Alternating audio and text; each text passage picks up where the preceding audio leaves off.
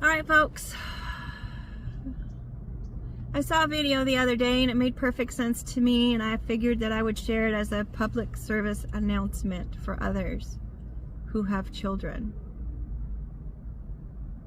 And it was reminded to me the other day when I was shopping out at Costco,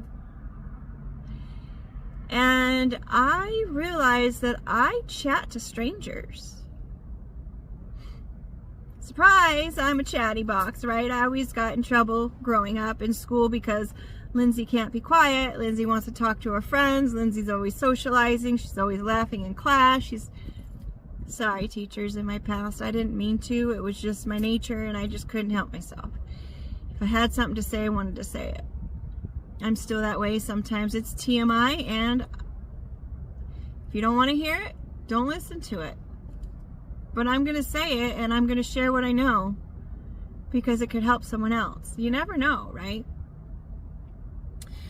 So this other post that I saw talked about situational danger, like teaching our kids danger in situational situations. Like, you can talk to strangers and be nice to strangers if they're like, hi, or, I mean, granted, like within reason. You don't want a creeper, hi. But situational danger would be like if your teacher or your friend's dad, or you see where I'm going with this? If they're trying to steer you off the beaten path and say, hey, I want to show you something, come look at what I did, look what happened. If you didn't get the approval from your parents to do that, then don't go. Doesn't matter if you're already running late or not. Don't go with some grown-up that wants to just show you something. Oh, I've got candy. You want some candy? Oh, let me show you my puppy. Oh, look at this cool clubhouse that I made. What grown-up's going to make a clubhouse for kids if he doesn't have kids? So that's what I'm talking about, situational dangers. Don't ever go with a stranger unless they know the password. Give your kids a password. If the stranger doesn't say the password, then you know that you're not supposed to go with the stranger. Or family friend, for that matter, because they say most of the abductions happen within the family or within someone you know. So with that said, pick a password that only you and your child know. And if you have to have someone go pick up your child, then you would share that password and say, you have to tell them the password for them to go with you. And then after that, you change the password. So now it's a new password. So that person, if all of a sudden they become creepy, because, people do change like that. I don't know why or how it happens, but all of a sudden now they're creepers. You've changed the password, and now your kid knows. I don't go with anyone unless they know the password. So that way, going back to the original question about why don't we teach kids situational dangers instead of just not talking to people, I noticed that when I was shopping around and I'm talking to people, like I'm, talking about a product, or, someone's item fell on the floor and it broke all over the floor, and we were both like, oh, that sucks.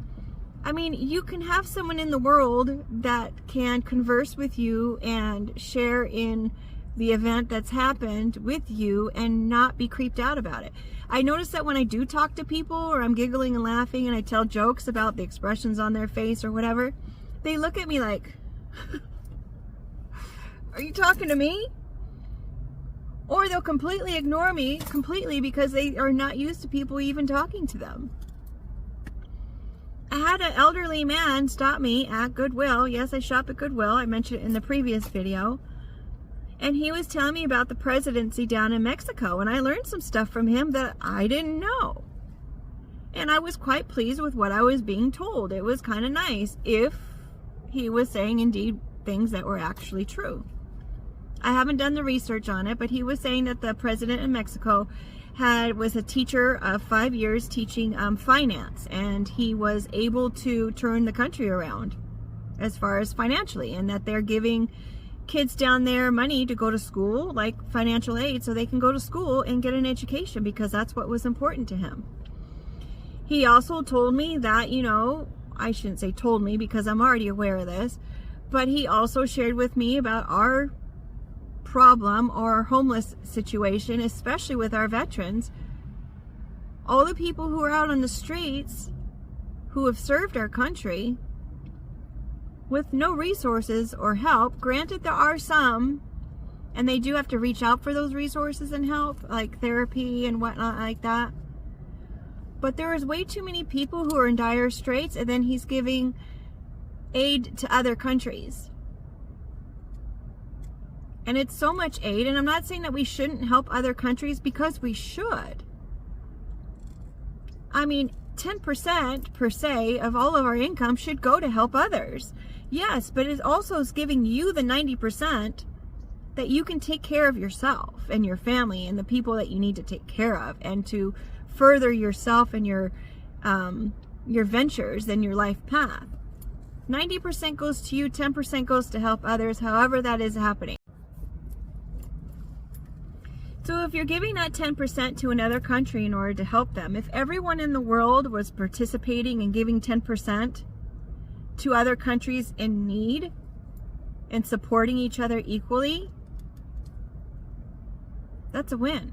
Keep 90% for your country, so that way you can support your own programs that you need in order to help people out of their homeless situation, or, as you know, the mental health situation, or everything else that's going on. And donate that 10%. Why don't we do that? Anyway, I guess that was 2 questions in one. So going back to the situational danger, if we taught our kids to be more social with people, then I think everyone's mood would lighten up just a little bit, and realize that maybe they're not in this world all alone, and that their experience is not the only experience that is here. Maybe if we all socialize and talk to one another more often throughout the day, just as strangers, we can connect and bond with one another. Maybe that would help the mental health crises that everyone's going through. I use everyone in a loose way.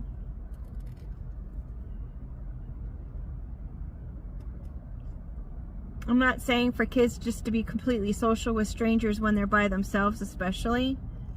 I mean, we all have to use it within reason and like common sense wise. But I think if we allow our kids to be more social, it might help everyone out. I know myself, I was raised as kids should be seen and not heard. So for me to be that social butterfly that always wanted to have a conversation with people, I mean, I do have to thank you to my mom, because she allowed me to be who I was without much influence from my parents, which was nice. Maybe that should be another question too. Anyway, we've got 2 questions for the time of one. Thank you so much for being here. It was just a question.